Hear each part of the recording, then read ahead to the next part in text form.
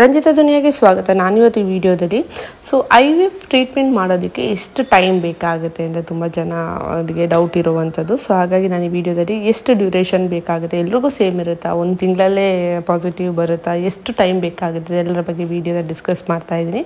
ಅದಕ್ಕಿಂತ ಮುಂಚೆ ಇದುವರೆಗೂ ಯಾರು ನನ್ನ ಚಾನಲ್ನ ಸಬ್ಸ್ಕ್ರೈಬ್ ಆಗಿಲ್ವೋ ಪ್ಲೀಸ್ ನನ್ನ ಚಾನಲ್ನ ಸಬ್ಸ್ಕ್ರೈಬ್ ಮಾಡಿ ಶೇರ್ ಮಾಡಿ ಅಂತ ಹೇಳ್ತಾ, ಯಾರಿಗೆ ಎಲ್ಲ ಕರೆಕ್ಟ್ ಆಗಿದೆ, ಸ್ಕ್ಯಾನಿಂಗು ಕರೆಕ್ಟ್ ಆಗಿದೆ, ಬ್ಲಡ್ ರಿಪೋರ್ಟು ಕರೆಕ್ಟ್ ಆಗಿದೆ, ಓವ್ಯುಲೇಷನ್ಸ್ ಇಂಜೆಕ್ಷನ್ಸ್ ಅದೆಲ್ಲ ಕರೆಕ್ಟ್ ಆಗಿದೆ, ಓಮ್ ಪಿಕಪ್ ಎಲ್ಲ ಆಗಿದೆ, ಅವ್ರ ಎಂಬ್ರಿಯೋ ಕ್ರಿಯೇಟ್ ಆಗಿದೆ ಅಂಥವ್ರಿಗೆ ತುಂಬ ಬೇಗ ಆಗುತ್ತೆ. ಹೆಲ್ದಿ ಆಗಿರುತ್ತೆ, ಬಾಡಿ ಹೆಲ್ದಿ ಆಗಿರುತ್ತೆ ನೋಡಿ, ಅವ್ರಿಗೆ ತುಂಬ ಬೇಗ ಆಗುತ್ತೆ.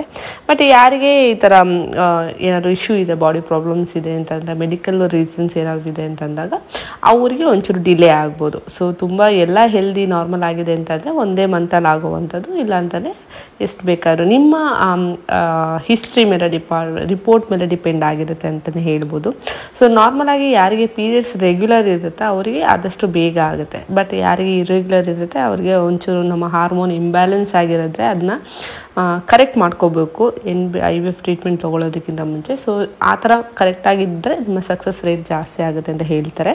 ನಾರ್ಮಲಾಗಿ ಸೆಕೆಂಡ್ ಡೇ ಆಫ್ ಪೀರಿಯಡ್ಸ್ಗೆ ಬಂದು ಎಲ್ಲ ಸ್ಕ್ಯಾನಿಂಗ್ ರಿಪೋರ್ಟ್ ನೋಡ್ತಾರೆ, ಎಗ್ ಕ್ವಾಲಿಟಿ ಎಷ್ಟಿದೆ ಅಂತ ನೋಡ್ತಾರೆ, ಬ್ಲಡ್ ಟೆಸ್ಟಲ್ಲಿ ಕೆಲವು ಹಾರ್ಮೋನ್ಸಸ್ನ ಚೆಕ್ ಮಾಡ್ತಾರೆ, ಓವ್ಯುಲೇಷನ್ಸ್ನ, ಇಂಜೆಕ್ಷನ್ಸ್ ಈ ಥರದ್ದೆಲ್ಲ ನೋಡಿಕೊಂಡು ಎಲ್ಲ ಕರೆಕ್ಟ್ ಆಗಿದೆ ಅಂತಂದರೆ ನೆಕ್ಸ್ಟ್ ಓಮ್ ಪಿಕಪ್ಗೆ ಪ್ರೊಸೀಜರ್ ಸ್ಟಾರ್ಟ್ ಮಾಡುವಂಥದ್ದು.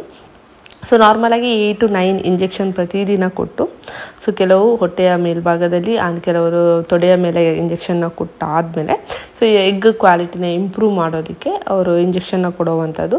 ಈ ಇಂಜೆಕ್ಷನ್ ಕೊಟ್ಟಾದಮೇಲೆ ಕೆಲವರಿಗೆ 8 daysಲ್ಲೂ ಮೆಚೂರ್ ಆಗ್ಬೋದು, ಅವ್ರ ಎಗ್ ಸೈಜು ಅವ್ರ ಕ್ವಾಲಿಟಿ ಚೆನ್ನಾಗಿ ಬರ್ಬೋದು, ಇಲ್ಲಾಂದರೆ ಕೆಲವರಿಗೆ ಲೇಟ್ 12 daysವರೆಗೂ ಬರ್ಬೋದು, ನಿಮ್ಮ ಬಾಡಿ ಹೆಲ್ತ್ ಮೇಲೆ ಡಿಪೆಂಡ್ ಆಗಿರುತ್ತೆ.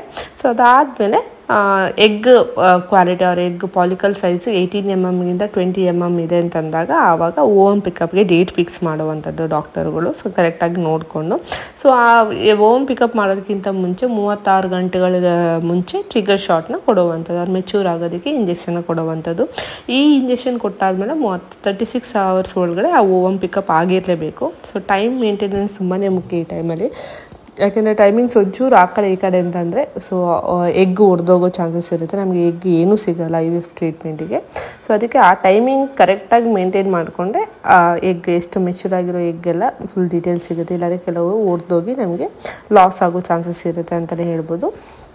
ಆ ದಿನವೇ ಒಂದು 13 ಡೇ ಅಂತ ಕನ್ಸಿಡರ್ ಮಾಡಿದ್ರೆ ಆ ದಿನವೇ ನಮ್ಮ ಪಾರ್ಟ್ನರ್ನ ಸೀಮನ್ನ ಕಲೆಕ್ಟ್ ಮಾಡಿಕೊಂಡು ಈ ಎಗ್ ಎಷ್ಟು ಸಿಕ್ಕಿದೆ ಅಂತ ಕೌಂಟ್ ಮಾಡಿಕೊಂಡು ಅಲ್ಲಿ ಲ್ಯಾಬಿಗೆ ಕಳಿಸಿ ಎಗ್ ಮತ್ತು ಈ ಸೀಮನ್ ಏನಿದೆ ಅದನ್ನ ಫರ್ಟಿಲೈಸೇಷನ್ ಅವ್ರು ಕನ್ಸೆಪ್ಷನ್ ಮಾಡೋದಕ್ಕೆ ರೆಡಿ ಮಾಡ್ತಾರೆ.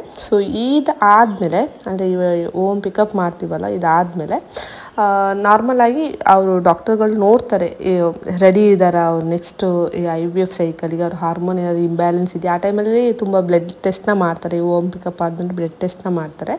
ಒಂದು ವೇಳೆ ಇನ್ನೂ ಹಾರ್ಮೋನ್ಸ್ ಎಲ್ಲ ಕರೆಕ್ಟ್ ಆಗಿಲ್ಲ ಅಂತಂದರೆ ಅವ್ರು ನೆಕ್ಸ್ಟ್ ಪೀರಿಯಡ್ಸ್ ಆದಮೇಲೆ ಇನ್ನೊಂದು ಸಲ ಬನ್ನಿ ಚೆಕಪ್ಗೆ ಅಂತ ಅಂತಾರೆ.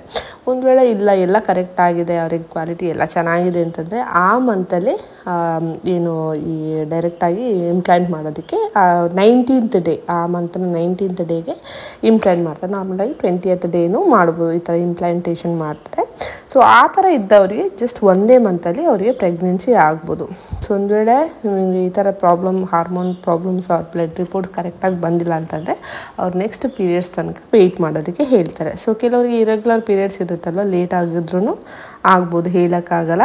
ಅವ್ರು ನೆಕ್ಸ್ಟ್ ಪೀರಿಯಡ್ಸ್ ತನಕನೂ ವೆಯ್ಟ್ ಮಾಡಿ. ಕೆಲವ್ರಿಗೆ ಏನು ಗೊತ್ತಾ, ಈ IVF ಮಾಡಬೇಕಾದ್ರೆ ಎಂಡೋಮೆಟ್ರಿಯಮ್ ಲೈನ್ ಥಿಕ್ನೆಸ್ ತುಂಬಾ ಮುಖ್ಯ ಆಗಿರುತ್ತೆ, 8 mm ಇರಲೇಬೇಕು. ಕೆಲವರಿಗೆ ಅದೇ ಸಮಸ್ಯೆ ಇರೋದು. ತುಂಬ ಕಡಿಮೆ ಇದ್ದಾಗ್ಲೂ ಈ ಇಂಪ್ಲಾಂಟ್ ಮಾಡಿದ್ರೆ ಅಲ್ಲಿ ಕರೆಕ್ಟಾಗಿ ಕಚ್ಕೊಳ್ಳಲ್ಲ ಯೂಟ್ರಸ್ಸಿಗೆ. ಅದು ತುಂಬ ಜಾಸ್ತಿ 12 mm ಜಾಸ್ತಿ ಇರಬಾರ್ದು, ಅವ್ರು 8 mm ಕಡಿಮೆ ಇರಬಾರ್ದು. ಈ ಥರ ಇದ್ದಾಗ ಡಾಕ್ಟರ್ಗಳು ಟ್ರೀಟ್ಮೆಂಟ್ನ ಕೊಡುವಂಥದ್ದು. ಒಂದು ವೇಳೆ ಜಾಸ್ತಿ ಮಾಡೋದಕ್ಕೆ ಟ್ರೀಟ್ಮೆಂಟ್ನ ಕೊಡುವಂಥದ್ದು, ನಿಮ್ಮ ಹಾರ್ಮೋನ್ನ ಕರೆಕ್ಟ್ ಮಾಡ್ತಾರೆ. ಅದೆಲ್ಲ ಇದು ಮಾಡಬೇಕಾದ್ರೆ ಕೆಲವರಿಗೆ 2 ತಿಂಗಳವರೆಗೂ ಆಗುತ್ತೆ. ಇಲ್ಲ ಅಂತಂದರೆ ಅದೇ ತಿಂಗಳಲ್ಲೂ ಎಲ್ಲ ಕರೆಕ್ಟ್ ಆಗಿದೆ ಅಂತಂದರೆ ಅದೇ ತಿಂಗಳಲ್ಲೂ ಆಗ್ಬೋದು, ಇಲ್ಲ ಅಂತಂದರೆ ನೆಕ್ಸ್ಟ್ ಪೀರಿಯಡ್ಸ್ಗೆ ವೆಯ್ಟ್ ಮಾಡೋದಕ್ಕೆ ಹೇಳ್ತಾರೆ. ಈ ಥರ ಈ ಥರ ಡಿಪೆಂಡ್ ಆಗಿರುತ್ತೆ. ಆ್ಯಂಡ್ ಎಗ್ ಟ್ರಾನ್ಸ್ಫರ್ ಮಾಡಬೇಕು ಅಂತಂದರೆ ನಾರ್ಮಲಾಗಿ ನಿಮ್ಮ ಪೀರಿಯಡ್ಸ್ನ 19th ಡೇ ಆರ್ 20th ಡೇಗೆ ಈ ಥರ ಟ್ರಾನ್ಸ್ಫರ್ ಮಾಡುವಂಥದ್ದು. ಟ್ರಾನ್ಸ್ಫರ್ ಮಾಡಿದ್ಮೇಲೆ ಏನು ಮಾಡ್ತಾರೆ, ಒಂದು 15 ಡೇಸ್ವರೆಗೂ ವೆಯ್ಟ್ ಮಾಡೋದಕ್ಕೆ ಹೇಳ್ತಾರೆ. ವೆಯ್ಟ್ ಮಾಡಿದ್ಮೇಲೆ ಬೀಟಾ HCG ಟೆಸ್ಟ್ ಮಾಡೋದಕ್ಕೆ ಹೇಳ್ತಾರೆ. ಆವಾಗ ನಿಮ್ಮ ಬ್ಲಡ್ಡಲ್ಲಿ ಬೀಟಾ HCG ಟೆಸ್ಟ್ ಏನಾದ್ರು ಇದೆ ಅಂತಂದರೆ ಪಾಸಿಟಿವ್ ಅಂತ ಕನ್ಸಿಡರ್ ಮಾಡ್ಬೋದು. ಒಂದು ವೇಳೆ ನೆಗೆಟಿವ್ ಇದೆ ಅಂತಂದರೆ ಅದು ನಾಟ್ ಪ್ರೆಗ್ನೆಂಟ್ ಅಂತ ಕನ್ಸಿಡರ್ ಮಾಡುತ್ತೆ. ಮೇಯ್ನಾಗಿ ಬ್ಲಡ್ ಟೆಸ್ಟಲ್ಲಿ ಕನ್ಫರ್ಮ್ ಮಾಡುವಂಥದ್ದು, ಯಾವುದೇ ಸ್ಕ್ಯಾನಿಂಗ್ ಎಲ್ಲ ಏನೂ ಮಾಡಲ್ಲ.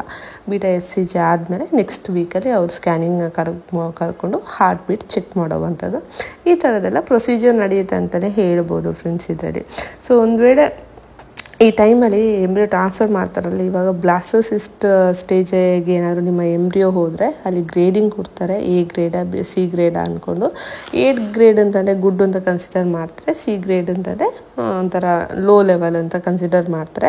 ಸೊ ಒಂದು ವೇಳೆ ಫಸ್ಟ್ ಸೈಕಲ್ ಏನಾದರೂ ಸಕ್ಸಸ್ ಆಗಿಲ್ಲ ಅಂತಂದರೆ ಸೆಕೆಂಡ್ ಸೈಕಲ್ಗೂ ಕನ್ಸಿಡರ್ ಮಾಡ್ಬೋದು. ಸೊ ಹಾಗಾಗಿ ಇದು ಡ್ಯೂರೇಷನ್. ಸೊ ಈ ಟೈಮಲ್ಲಿ ನಿಮ್ಮ ಡಾಕ್ಟರ್ನ ಚೂಸ್ ಮಾಡೋದು ತುಂಬಾ ಇಂಪಾರ್ಟೆಂಟ್ ಆಗಿರುತ್ತೆ. ಲ್ಯಾಬೆಲ್ಲ ಚೆನ್ನಾಗಿರೋ ಹಾಸ್ಪಿಟಲ್ನೇ ಚೂಸ್ ಮಾಡಬೇಕಾಗುತ್ತೆ. ಇದು ಇವತ್ತಿನ ವಿಡಿಯೋ ಫ್ರೆಂಡ್ಸ್. ಇದೇ ಥರ ವಿಡಿಯೋನ ಸಪೋರ್ಟ್ ಮಾಡಿ, ಲೈಕ್ ಮಾಡಿ, ಶೇರ್ ಮಾಡಿ, ಪಕ್ಕದಲ್ಲಿರೋ ಬೆಲ್ ಐಕನ್ ಪ್ರೆಸ್ ಮಾಡಿ. ಯಾಕಂದರೆ ನಾನೇನೇ ವಿಡಿಯೋ ಹಾಕಿದ್ರು ಫಸ್ಟ್ ನೋಟಿಫಿಕೇಷನ್ ಬರುತ್ತೆ. Thank you.